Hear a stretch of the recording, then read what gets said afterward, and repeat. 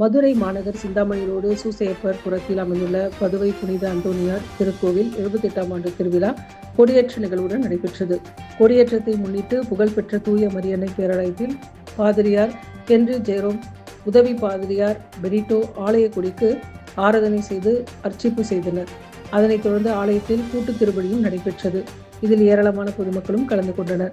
இத்திருவிழாவின் முக்கிய நிகழ்வுகளாக வருகின்ற 20ஆம் தேதி விளையாட்டுப் போட்டிகள், 27ஆம் தேதி சனிக்கிழமை தேர்பவனி மற்றும் திருப்பலியும், 28ஆம் தேதி சமபந்தி நடைபெறவும் உள்ளன.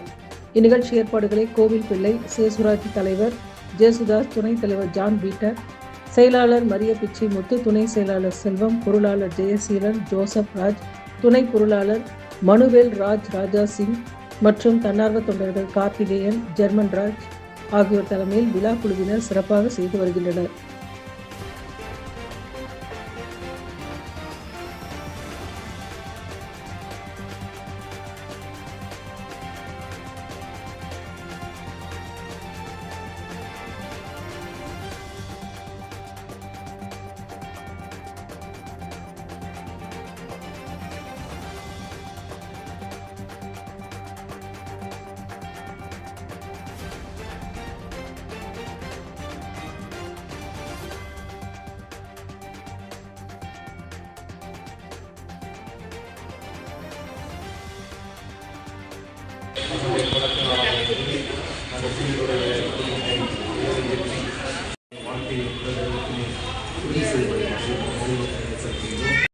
ஆண்டவராக இயேசு கிறிஸ்து வழியாக மன்றாடுகின்றோம்.